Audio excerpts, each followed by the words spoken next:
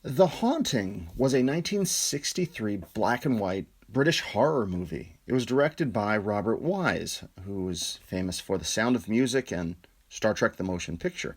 And while it is a horror film, and while there are some genuine creepy elements and a couple jump scares, I'd call this primarily a psychological horror film. In that, for the most part, it just leaves you guessing about what on earth is going on at this creepy old mansion. So the plot is straightforward enough. We have this character, Dr. John Markway, who's played by Richard Johnson. He's something of a paranormal investigator, and he wants to check out this old Hill House place. And it is a genuinely creepy looking mansion, and we learn as the film progresses it's got this long backstory of nasty things that have happened there.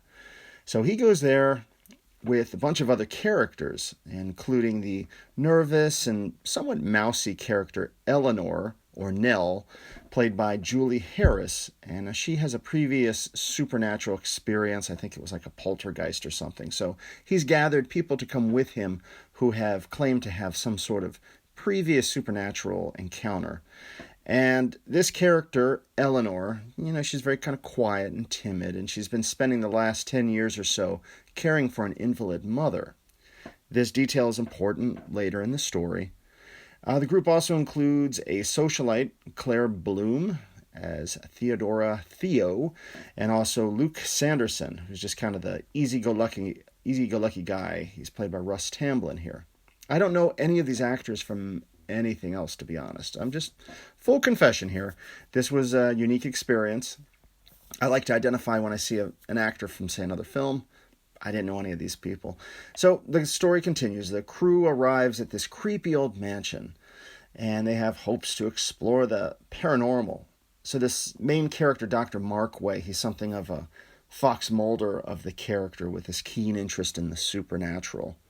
And the story, I think it starts off kind of slow, but, later in the night there starts to be more strange things happening, like slamming doors and these loud rumbling noises. There's banging at the doors, and they hear the sound of young girls' laughter, things like that. And as things are progressing, Eleanor starts to have this weirder connection to the house.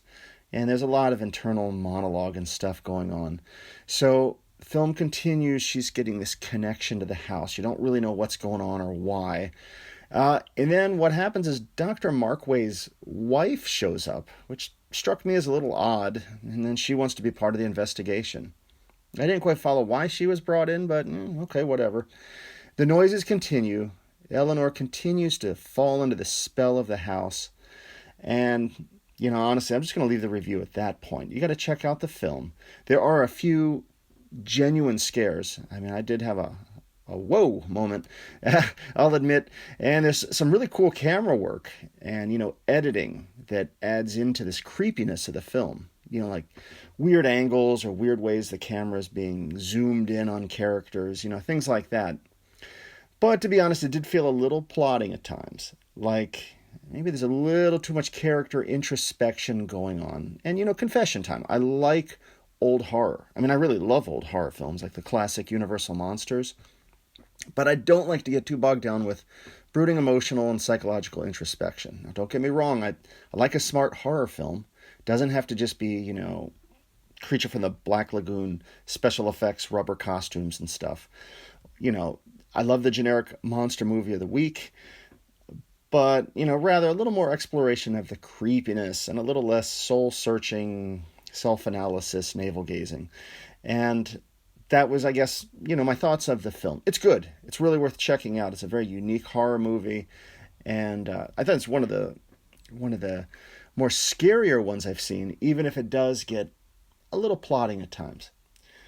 Now, a quick thought on the 1999 remake that I just had the unfortunate chance to watch on Prime. It's awful. I don't know how else to say it. Just avoid this one. And I should know by now, usually if there's a film that appears on Prime, it's usually there for a reason. They're giving it away for free because it's not worth watching. And look, I like to keep my reviews positive here. And honestly, the 1963 version of The Haunting is the one to watch. But just a couple thoughts on this one. even though it has Liam Neeson, who's like one of my favorite actors, I really did not get much out of this 99 version. I mean, it even has Owen Wilson. And look, if it's a comedy with Ben Stiller, he's great there. But when he's playing this average Joe in a haunted house, no. It's also got Catherine Zeta-Jones and the main actress, Lily Taylor. She does a decent job as the Eleanor character here. And in a weird way, she kind of reminded me of a young Nancy Walker, from Mary Tyler Moore and the film Murder by Death. I don't know, I just saw the similarity. And the film story is basically very similar to the 1963 version, just a lot more stupid. Yeah. So here's the difference. So in the original, there's a paranormal investigation taking place. Okay, I'm down with that. Now in this version, Liam Neeson is hosting what we think is a sleep study with these three characters at, a terrifying old castle. Because, I mean, that makes plenty of sense. If you're going to be studying insomnia, why not do it in a terrifying castle? But actually, we find out he's doing this study. It's under this pretense of being a sleep study, but it's actually a study of fear, I guess. So we get into the castle. I'll give it credit. The castle does look pretty good. The interior shots, I thought, were very well made. And you go in and you're thinking, watching the 99 version, that the spooky noises and the things are just Liam Neeson. He's got people behind the doors making creepy noises. But then things start to get progressively worse in many ways.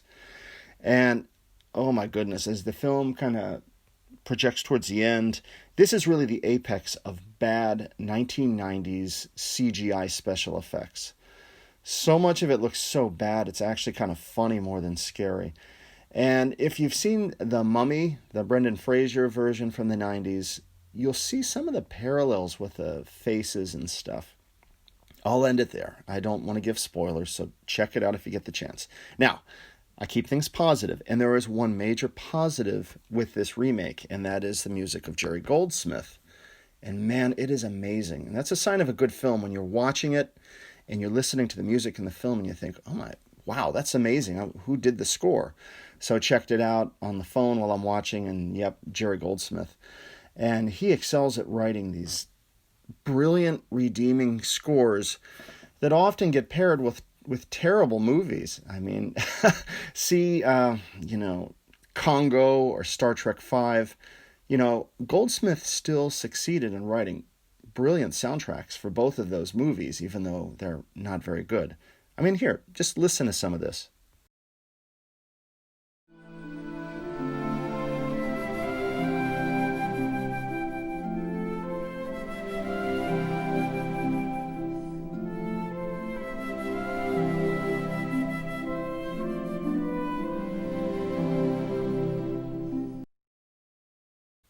Anyhow, that's my review of the two versions of The Haunting. And I'd urge you check out the 1963 version for some good psychological horror, occasionally a little bit plotting, but it's still a really good film. And if you want a good laugh, check out the 1999 version. But if you do watch it, again, listen for that music. Very good music by Jerry Goldsmith.